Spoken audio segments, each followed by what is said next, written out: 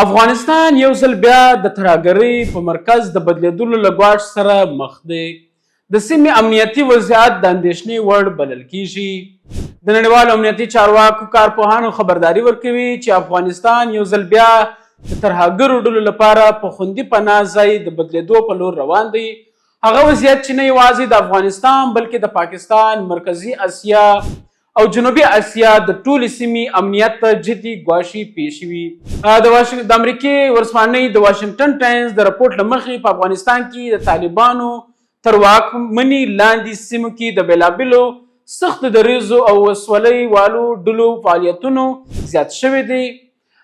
رپورټ څرګنده کوي چې د دغو ډلو د نفوذ پراخېدل کولی شي چې سیمې له نوو امنیتي بحرانونو سره مخ کړي او د بې ثباتۍ کچه نور هم لوړه کړي.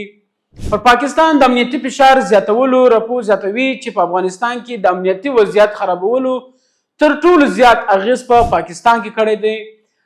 چې کله 2021 کال د امریکې له پوځي وتلو وروسته رامنځته شوی امنیتي خلا لا هم په بشپړه ډول نه ده ډکه شوې، چې له امله یې ترهګري ډلې د بیا منظمېدو او فعالیتونو د پراخولو فرصت مومي. د امنیتي شنونکو په وینا پاکستان د افغانستان له وضعیت سره مستقیمه اړیکه لري او هر ډول بې ثباتي د پاکستان په سرحدي سیمو کې د امنیتي ستونزو د زیاتېدو لامل ګرځي.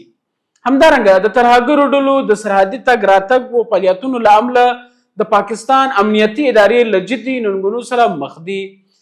امریکا او متحدین هم له احتمالي خطر سره مخ دي. د واشنګټن ټایمز راپورټ خبرداري ورکوي چې که په افغانستان یو ځل بیا د نړیوالو ترهګرو ډلو لپاره خوندي مرکز وګرځي، نو له همدې ځایه د لویو ترهګریزو بریدونو او پلانونو د جوړېدو خطر موجود دی.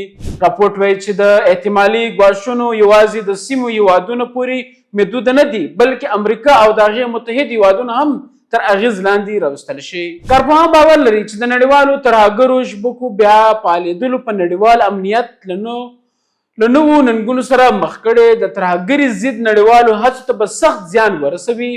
د امریکا لپاره وړاندیز شوی ټکلارۍ د امریکي رسنیو او امنیتي څېړونکو په اند واشنګټن باید له پاکستان سره د استخباراتي همکاریو کچه لوړه کړي. راپورټ سپارښتنه کوي چې د سرحدي څارنې، استخباراتي معلوماتو شریکولو او امنیتي همکاریو په برخو کې باید عملي ګامونه پورته شي. همدارنګه رپورټونو له مخې د افغانستان په اړه د امریکا پخوانی ټګلارۍ په ځانګړې توګه د دوزي تړون باید له سره وارزول شي ترڅو د سیمې امنیتي ننګونو لپاره اغیزمن لاری وموندل شي.